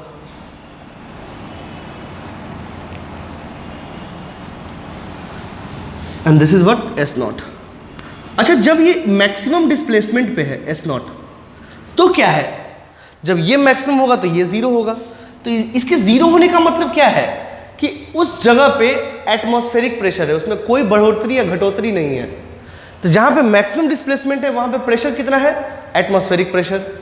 ये सब आपको इक्वेशन से ही दिखाई देता है, ठीक है? जहां पे डिस्प्लेसमेंट मैक्सिमम होगा वहां पे प्रेशर एटमॉस्फेरिक होगा, उसमें कोई एक्स्ट्रा प्रेशर जुड़ने या घटने वाला नहीं है। ये आपको यहां से दिख रहा है। असली सिचुएशन आपको यही दिखाता है। आप यहां देखिए, यहां पे ये एटमॉस्फेरिक प्रेशर पे ये atmospheric pressure, there is nothing, no any compression rarefaction. आप कंफ्यूज हो जाएंगे, आपको लगेगा कि ये कंप्रेशन ये रेयर फ्रैक्शन है। नहीं, वो गलत है। वहां पे वो एटमॉस्फेरिक प्रेशर पे है, यहां पे वो कंप्रेशन और रेयर फ्रैक्शन में है। ये बातें आपको ध्यान रखनी होगी। तो असली सिनेरियो आपको प्रेशर या डेंसिटी इक्वेशन ही दिखाएगा, और उसमें से भी हम लोग प्रेशर इक्वेशन ज्यादा पढ़ते हैं। ओके, चलिए कुछ चीजें और देखते हैं और हम आपको ऑब्जर्व करवाते हैं, देखते हैं कि आपका दिमाग कितना काम करता है।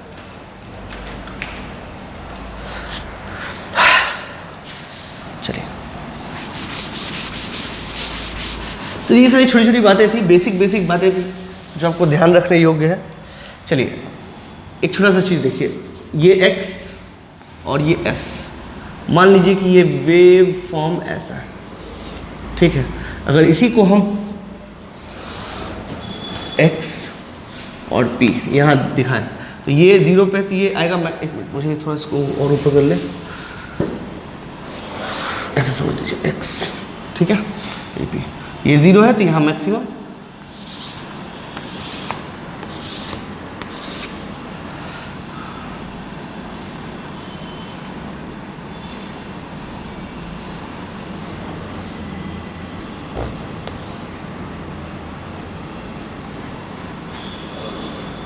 ये ऐसा चलेगा, यू कैन सी, ठीक है?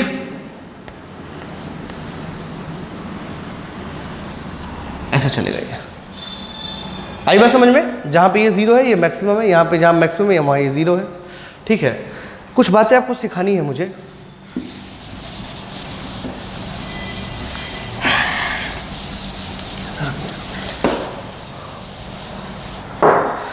एक बात बताइए, ये ओमेगा टी माइनस के एक्स किस इक्वेशन से आता है? एसएचएम की इक्वेशन से आता है या फिर वेव फॉर्म के इक्वेशन से आता है? तो आंसर है एसएचएम के इक्वेशन से आता है। ये हम पहले वेव में पढ़ चुके हैं ये चीज, ठीक है? कि ये आता है एसएचएम इक्वेशन से, ओमेगा टी माइनस के X, omega into T minus X upon B जब रखते हैं तब जाके ये आता है, और वो कंडीशन है एसएचएम का। क्या हम लोग वेव फॉर्म के इक्वेशन से भी सर इसको डिराइव कर सकते हैं? क्या आंसर डिराइव कर सकते हैं? तो क्या कुछ अंतर आएगा क्या? देखते हैं क्या अंतर आता है, उसको समझना पड़ेगा, क्योंकि कई बार बच्चों के बीच में कंफ्यूजन रहता है कि सर ओमेगा टी माइनस के एक्स ले या के एक्स माइनस ओमेगा टी ले। मेरा आंसर है दोनों ले। मैग्नीट्यूड में कोई अंतर नहीं आएगा, ठीक है। जहाँ पे ये मैक्सिमम है वहीं पे ये मैक्सिमम आएगा, थोड़ा चेंज आएगा, मैं बताता हूँ क्या। Suppose if this is s is equal to S not sine K X minus omega T, हमको ये इक्वेशन लेके चलना है सपोज। तो इसके कोरस्पॉन्डिंगली प्रेशर इसके कोरस्पॉन्डिंगली डेवर एस अपॉन डेवर एक्स क्या होगा, वो होगा S nought K cos K X minus omega T. देखो यहाँ माइनस नहीं आएगा क्योंकि के पॉजिटिव है, ठीक है। And if you just put pressure equation b into minus delta we, मतलब अगर देखा जाए कि डेल्टा वी अपॉन वी तो माइनस होता है, तो that would become minus S nought K cos K X minus omega T, ठीक है। और यहाँ से आप अंदाजा लगा सकते हो कि प्रेशर इक्वेशन जो आता है वो बीटा टाइम्स होगा, बट यहाँ पे एक माइनस भी आएगा, minus beta not S nought के। क्या होता है प्रेशर इक्वेशन? प्रेशर इक्वेशन आपको पता है ना कि beta into minus delta we upon V होता है। तो minus delta we upon V के जगह पे ये वैल्यू पुट करेंगे, माइनस डेल्टा, तो ये माइनस के साथ आएगा, तो this becomes cos K X minus omega T. कुछ नहीं, यहाँ एक माइनस आ जाएगा और कुछ नहीं होगा। इसी को तो हम पी नॉट बोलते थे, बाकी सब सेम रहेगा, cos K X minus omega T, के एक्स माइनस ओमेगा टी, ठीक है। और उसी तरीके से डेंसिटी इक्वेशन भी रहेगा, वो भी कुछ ऐसा ही होगा, रो not cos K X minus omega T. अब इसमें क्या अंतर है क्या नहीं है मैं समझाता हूँ। ये किस इक्वेशन से आता है? Equation of SHM, equation of SHM से आता है, ठीक है। ये किस इक्वेशन से आता है? Equation of wave form, equation of wave form. अच्छा, वेव फॉर्म किसके बीच में फॉर्म होता था? पहले होता था वाई के बीच में जो ग्राफ आता है वो वेव फॉर्म दिखता है आपको, वो वेव फॉर्म दिखता है। देखिए मेरी बात ध्यान से सुने, बड़ा ही लॉजिकल बात है ये। वेव फॉर्म यानी कि जो फोटो खींच के जब हम देखते हैं तो वो जो नजर आता है हमको, दैट इज वेव फॉर्म। और वेव फॉर्म हमेशा किस पे ड्रॉ होता है? वाई एक्स के बीच में पहले होता था, यहाँ एस एक्स के बीच में होगा और पी एक्स के बीच में होगा। ये इक्वेशन दिखाता है आपको वेव फॉर्म कि आपको कैसा दिखेगा। ये दिखाता है एसएचएम का क्राइटेरिया, ये दिखाता है एसएचएम का क्राइटेरिया, ये दिखाता है वेव फॉर्म का क्राइटेरिया। तो वेव फॉर्म में कैसा दिखेगा इक्वेशन मैं आपको ग्राफ में बना के दिखाता हूं, और इन दोनों ग्राफ में क्या अंतर आएगा हम ये भी समझाने की पूरी कोशिश करते हैं। आप इसको लिख लीजिए पहले।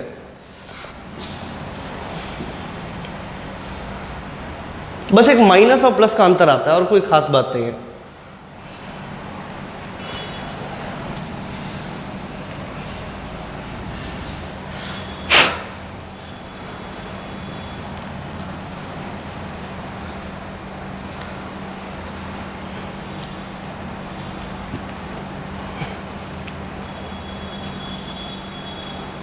चलिए, तो इसको थोड़ा लिखते हैं और समझते हैं, ठीक है। इसको हम मिटा के फिर से हम जो मुझे ज़रूरत है हम उसको लिख लेते हैं। यानी कि जो प्रेशर इक्वेशन आएगा that become minus P not, ठीक है, cos K X minus omega T, ठीक है। ज़्यादा पेचीदा नहीं करते इसको, माइनस, ये तो बस आपके इन्फॉर्मेशन के लिए कि आप कभी कंफ्यूज ना हो। इसको ऐसे लिखा जा सकता है minus sign K X minus omega t plus pi by to. हालांकि ये भी आप अंदर भेज सकते हो, तब यहाँ पाई और जुड़ जाएगा, बट मुझे उसका काम नहीं है, रहने दीजिए, ये ठीक है, ये ठीक है, क्योंकि ज़्यादा बेटर है समझने के लिए। और रो भी देखा जाए तो minus rho not cos K X minus omega T, और वो हो जाएगा क्या?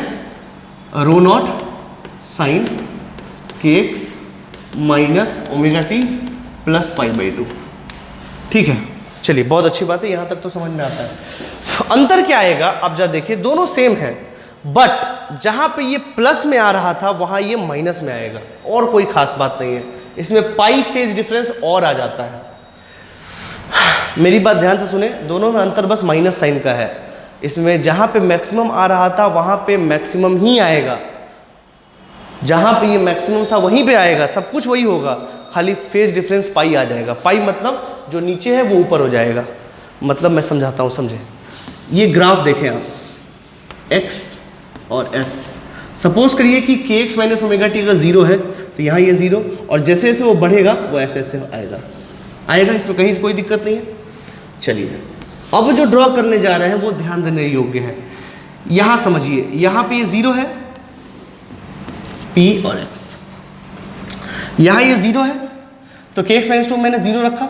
अब के एक्स माइनस टू जीरो रखो, अगर जीरो रखोगे तो साइन पाई बाई टू आएगा। साइन पाई बाई टू होता है 1, और यहाँ माइनस और लगा है तो वो माइनस में चला जाएगा, मतलब जहाँ यहाँ 0 है वहाँ ये यहाँ आएगा ऐसे, ये ठीक है, ये ऐसे आएगा, ये ऐसा। कुछ नहीं हुआ, देख लीजिए आप, बस खाली ये चेंज हो गया है, माइनस साइन आ गया ना, तो ये जस्ट अपोजिट हो गया, ठीक है। तो इन दोनों में यही फर्क आता है, इन दोनों में यही फर्क आता है। तो इसमें जो है ये है एसएचएम का इक्वेशन से आता है, ये आता है वेव फॉर्म का इक्वेशन से, ठीक है। अब मेरा सवाल ये है कि सर दोनों में से सही कौन है, तो कहने का सही दोनों है। मैग्नीट्यूड के मामले में कोई अंतर नहीं है। देखिए यहाँ मैक्सिमम था, यहाँ भी मैक्सिमम है। अगर आप मैग्नीट्यूड पूछा जाए कि यहाँ पे डिस्प्लेसमेंट कितना है तो P0 ही है, और यहाँ पे कितना है तो P0 ही है, ठीक है। लेकिन सर हमको ये बताइए डायरेक्शन के हिसाब से ज़्यादा सही कौन है, वो वाला डायरेक्शन के हिसाब से सही ये ज़्यादा है, ठीक है। डायरेक्शन के हिसाब से सही है ज़्यादा, मैं प्रूव भी कर दूंगा, इसे आप बिल्कुल परेशान मत हो। ऐसा सही इसलिए है, देखो पहली बात तो क्लियर रखो कि दोनों सही है, बुक में दोनों दिया हुआ है, दोनों सही है, ठीक है। बट इन एक्चुअलिटी अगर देखा जाए कि कौन सही चीज़ दिखा रहा है हमको, फोटो खींचने के बाद सही दर्शन कौन दे रहा है, तो वो वाला। क्यों? क्योंकि वो खुद वेव इक्वेशन से होके आया है, वेव फॉर्म के इक्वेशन से प्रूव होके ही आया है। तो अब ये ग्राफ भी वेव फॉर्म का है, ये आया है एसएचएम के इक्वेशन से, बट ये है किसका ग्राफ, ये किसका ग्राफ है, ये वेव फॉर्म का ग्राफ है। एस और एक्स के बीच में बनने वाला ग्राफ वेव फॉर्म का ग्राफ बोला जाता है। जैसे पहले वाई एक्स के बीच में ड्रॉ किया हुआ ग्राफ वेव फॉर्म का ग्राफ बोला जाता था, उसी तरह इसमें एस और एक्स के बीच में ग्राफ या पी और एक्स के बीच का ग्राफ वेव फॉर्म का ग्राफ बताया जाता है। तो एसएचएम के इक्वेशन से जब हम इसको लाए हैं तो ये है वेव फॉर्म का ग्राफ, ठीक है ना। तो वेव फॉर्म का ग्राफ एक्चुअल सीन आएगा वेव फॉर्म के इक्वेशन से, तो वेव फॉर्म का इक्वेशन ये है, ठीक है। मैग्नीट्यूड में दोनों सही है, but in actuality direction wise ये ज़्यादा सही है, इतना ही समझना है। और हम इसको प्रूव भी कर देते हैं। आप देखिए इसमें कहीं से कोई वो नहीं है, बुक ये आपको बुक्स में नहीं मिलेगा, बुक्स साइलेंट हो जाता है इन बातों पे, बुक्स आपको कोई नहीं बताएगा, ठीक है ना। बट ये एक्चुअल सीन है, बट इन एक्चुअल सिनेरियो जो भी दोनों में से कोई भी लेकर चले सही है, दिखना आपको वहाँ है, ठीक है। बट जहाँ पे वो पार्टिकल मैक्सिमम, वो मैक्सिमम यहाँ भी दिखाएगा और वहाँ भी दिखाएगा, इसमें कहीं से कोई दो राय नहीं। लिख लीजिए। अब मैं आपको समझाता हूं इन चीज़ों को, पहले इसको लिख लीजिए आप अच्छे से, आई थिंक आप लिख लिए होंगे, और इसको समझाने की कोशिश करते हैं, ठीक है। जैसे मान लीजिए कि एक क्वेश्चन आपसे पूछा,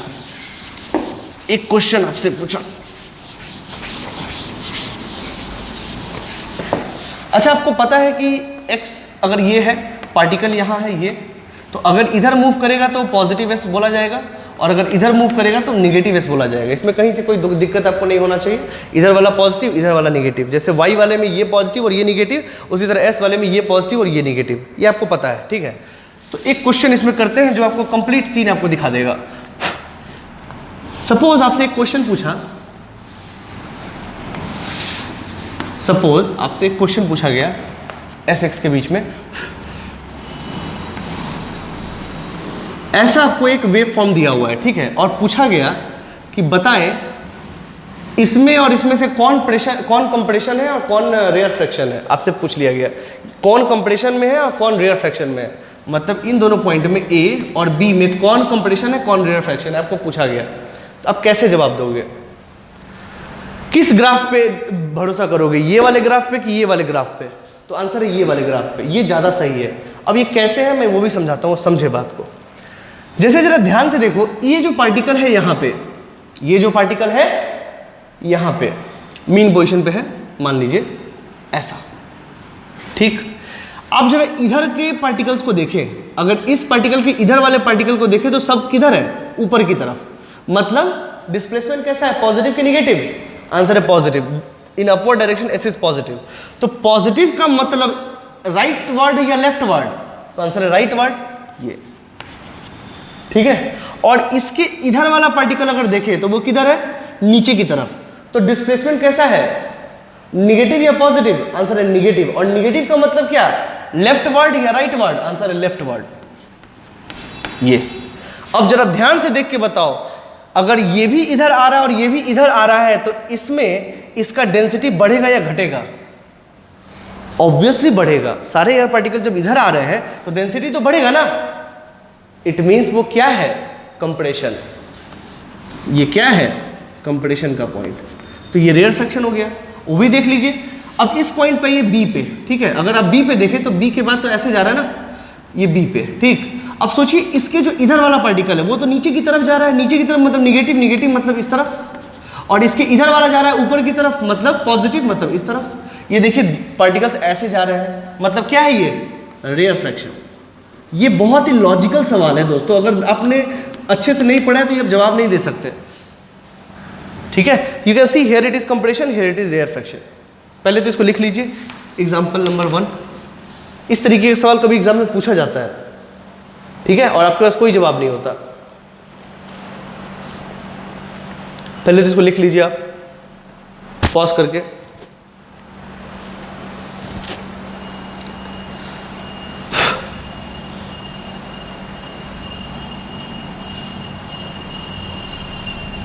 चलिए अब आप दोनों ग्राफ को देखिए, px का ग्राफ इस वाले इक्वेशन से और px का ग्राफ इस वाले इक्वेशन से।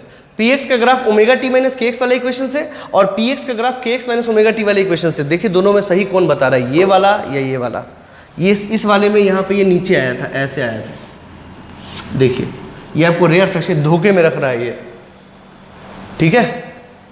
ये वाला ज़्यादा करेक्ट है, आपको समझ में आया होगा अब, ठीक है। इसमें तो है ना ये कंप्रेशन है, ये रेयरफैक्शन है, ठीक है, उसी तरीके का तो है। तो ये लॉजिकली भी समझ में आता है, ठीक है। तो अभी आपसे कोई पूछे कि दोनों में से सबसे ज्यादा करेक्ट कौन है, तो ये वाला, क्योंकि ये डायरेक्शन भी दिखाता है।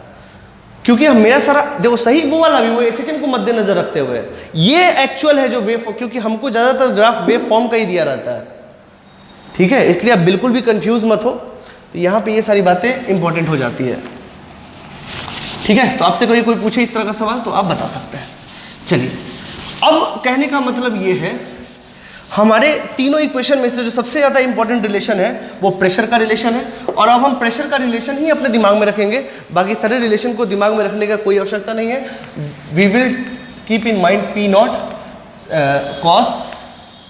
कॉस ओमेगा टी माइनस के एक्स प्लस 5, यही इक्वेशन दिमाग में रख के आगे बढ़ेंगे। चाहे के एक्स माइनस ओमेगा टी ले लो, मुझे कोई दिक्कत नहीं है, ठीक है। तो यही लेके आगे बढ़ते हैं।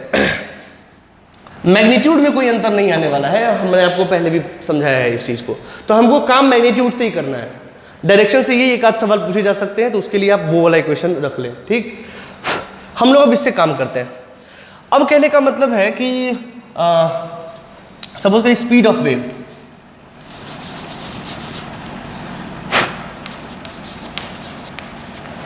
Speed of wave in air, या फिर एयर में करें या फिर किसी मीडियम में करें, स्पीड ऑफ वेव, ठीक है।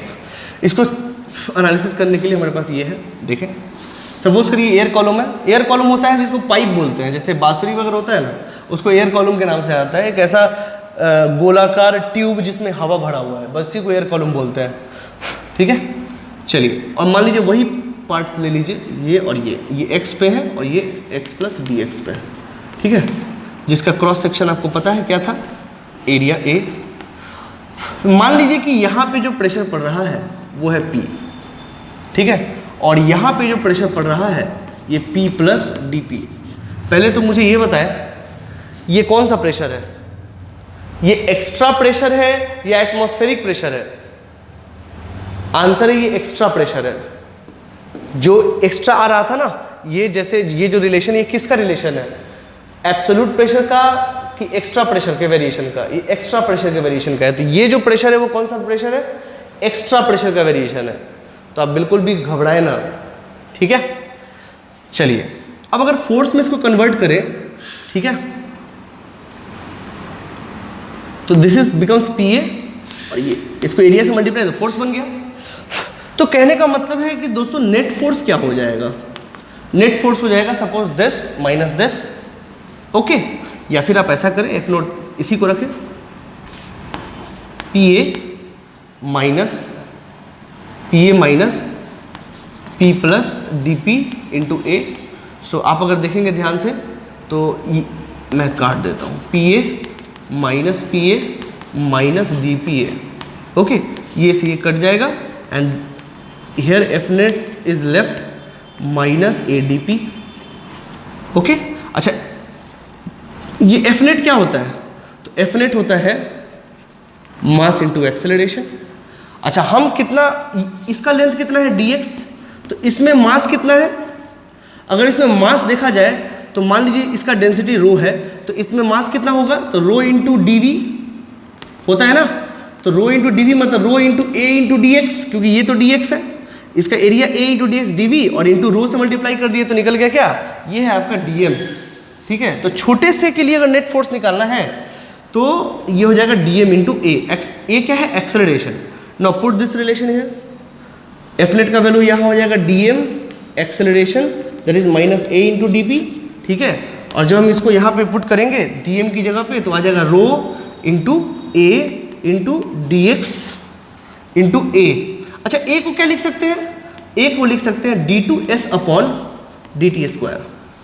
अरे मेरे भाई, अगर s बराबर है S not sine omega T minus के एक्स प्लस 5, ऐसा है ना?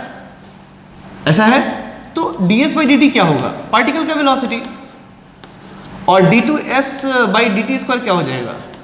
तो एक्स पार्टिकल का एक्सेलरेशन। सीधी बात है, इसमें क्या दिक्कत है? तो ठीक है, एक्सेलरेशन को हमने इस तरीके से लिख दिया and that is equal to minus A into D P, minus A into D P. Okay, बहुत अच्छा। तो अगर यहाँ पे अगर आप ध्यान से देखो तो यहाँ पे कुछ कुछ कटेंगे, ए से कट जाएगा। ठीक है, एंड या ओके हम ठीक है, और यहाँ पे आपको आ जाएगा d two S upon D T square is equal to minus d p over d x, ये रिलेशन। ठीक है, मैं बताता हूँ हम कहाँ आना चाह रहे हैं, आपको खुद समझ में आ जाएगा, बिल्कुल ही परेशान मत हो। यहाँ पे कुछ चीज़ें और देखते हैं। प्रेशर इक्वेशन क्या था इसके करस्पॉन्डिंगली? ये वाला, तो डीपी अपॉन डी एक्स क्या हो जाएगा? डीपी अपॉन डी एक्स हो जाएगा पी नॉट। पी नॉट को क्या लिखते हैं? बीटा एस नॉट के, पहले तो ये लिख दीजिए आप। और उसको जब हम x के रिस्पेक्ट में अगर हम डिफ्रेंशिएट करेंगे तो आएगा minus sign omega T minus के एक्स प्लस 5 और इनटू x के रिस्पेक्ट में तो यह माइनस के आ जाएगा। ठीक है, इनटू माइनस के, तो माइनस से ये माइनस चला जाएगा। ठीक है, and you'd have dx beta s nought k square sine omega T minus के एक्स प्लस 5। ठीक है, ठीक है दोस्तों, ये कहानी।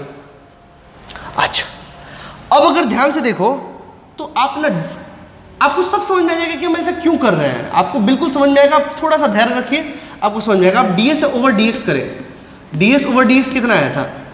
ds ओवर dx आया था आपको, हाँ ds ओवर dx आया था आपको।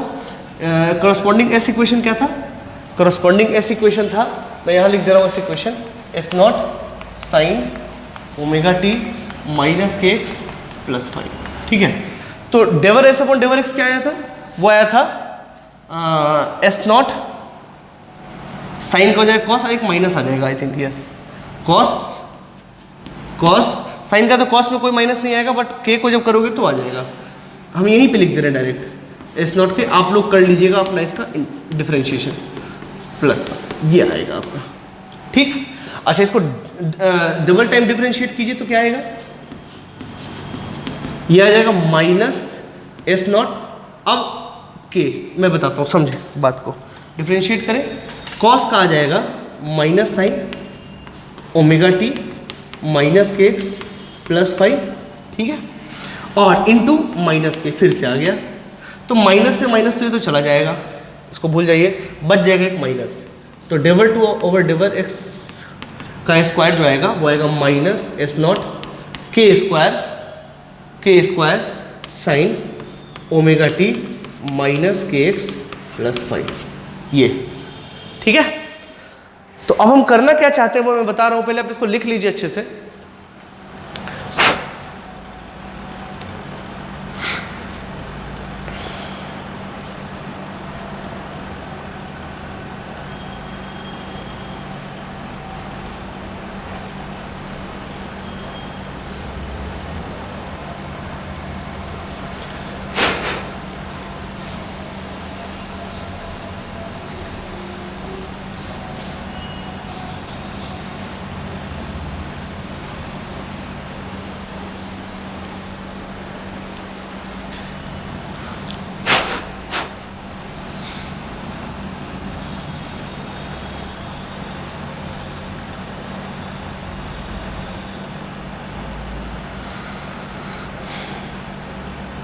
ओके, सो अब कहने का मतलब है, सपोज कर लीजिए दिस इज 1, इसको लिख भी लीजिए 1 और इसको लिख लीजिए 2, ठीक है, पहले इसको लिख लीजिए 1 और 2।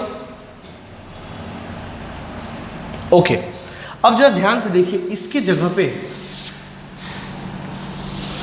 ये दोनों क्या सेम है, तो इसकी जगह पे हम माइनस डेवर 2s अपॉन डेवर x स्क्वायर कर सकते हैं क्या? आंसर है बिल्कुल कर सकते हैं, तो लिख लीजिए उसको, पुटिंग 2 in 1,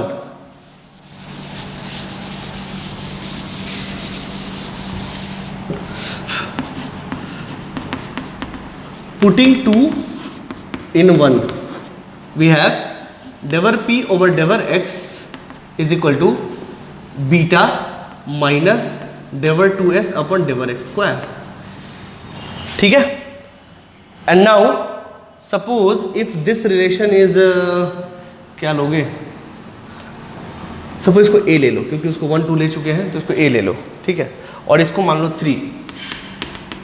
अब put 3 in this equation a, तो क्या आ जाएगा?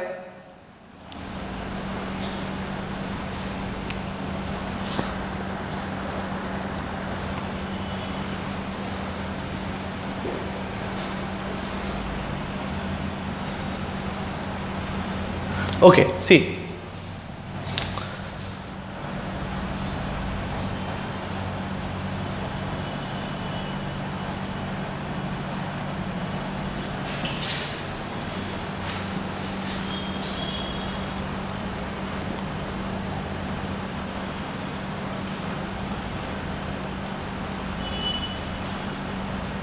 हाँ ठीक तो है, ठीक, चलिए अब इसको पुट करते हैं इसमें। I am writing here, put 3 in a, जो इसमें रखोगे तो क्या आ जाएगा? डेवर 2s ओवर डेवर t square is equal to minus minus into minus डेवर 2s, सॉरी बीटा टाइम्स, हाँ यहाँ पे रो भी था ना, ठीक है, तो यहाँ पे रो भी है, माइनस बीटा टाइम डेवर 2s ओवर डेवर x स्क्वायर, तो ये क्या बन जाएगा? ये बन जाएगा डेवर 2s ओवर डेवर t square is equal to minus minus plus beta डेवर 2s ओवर डेवर 2x स्क्वायर अपॉन रो। मुझे यहाँ तक पहुँचना था, अब यहाँ तक क्यों पहुँचना था जरा आप सोचिए, सोचिए जरा क्यों यहाँ तक हमको आना पड़ा, क्या हमको इससे समझ में आया, क्यों आए यहाँ पे, हमको ऐसा क्यों लाना था, हमको इस फॉर्मेट में इक्वेशन लाने से क्या मतलब था? तो आंसर है, इस फॉर्मेट में आंसर लाने का ये मेरा लेना देना था कि दोस्तों आपको पता था कि wave differential form of wave equation क्या होता था पहले, आप पहले भी निकाल चुके हैं ये चीज, डेवर 2y ओवर डेवर t square is equal to v square into डेवर 2y ओवर डेवर x स्क्वायर। ये याद है, ये वेव इक्वेशन बोलते थे इसको, differential form of wave equation, differential form of wave equation. आपको याद होगा ये ट्रांसवर्स वेव के समय में, और बोले थे कि वेव जो है आने वाले समय में आपका यहीं से शुरू होगा, बस जो इसके लिए वैलिड है वो इसके लिए क्यों नहीं वैलिड है? वहां डिस्प्लेसमेंट y था, यहां डिस्प्लेसमेंट s है, ठीक है, तो s के कोरस्पॉन्डिंगली जो वेव इक्वेशन होगा वो ये होगा, डेवर s ओवर डेवर t square that is v square और डेवर 2s ओवर डेवर x स्क्वायर, ठीक है। Now this is what, this is differential equation, और ये आपको याद होगा हम लोग प्रूफ भी कर चुके थे, डिफरेंशियल इक्वेशन ऑफ वेव, है ना। तो इन दोनों को जब आप कंपेयर करेंगे, now suppose this relation is 4 and this is 5, compare 4 and 5, compare 4 and 5, you will get v square is equal to beta upon rho, or v is equal to root under beta upon rho।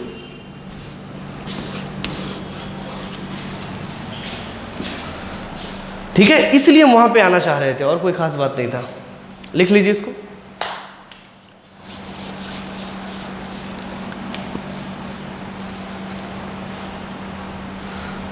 So in this way you can derive this.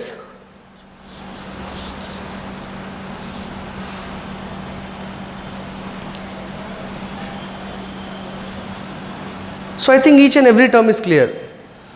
Here it is, हमने लाया था इसे exact differential में, मतलब complete differential में, मैंने बदल दिया इसे पार्शियल डिफरेंशियल में. क्यों? क्योंकि s जो है या p जो है वो x और t का फॉर्म है ना, x और t वेरिएबल है उनमें. मुझे सिर्फ t के रिस्पेक्ट में चाहिए, यहाँ मुझे सिर्फ x के रिस्पेक्ट में चाहिए. That is why I had converted into partial differential form. ठीक है ना, ये सब आपको पता है. और फिर इसको हम लोग लेके आए इससे, फिर इसको डबल डिफरेंशिएट किए, फिर डबल डिफरेंशिएट करने के बाद जो फॉर्मेट है इसको मतलब del p upon del x से को डेवर टू एस ओवर डेवर टू एक्स स्क्वायर से कंपेयर करा के लिख दिया उस फॉर्म में. और फिर वेव इक्वेशन के फॉर्म में हमने इसको चढ़ा दिया, और चढ़ाने के बाद फिर इसको कंपेयर करके इसका वेलोसिटी निकाली है. ठीक है, लिख लीजिए इसको.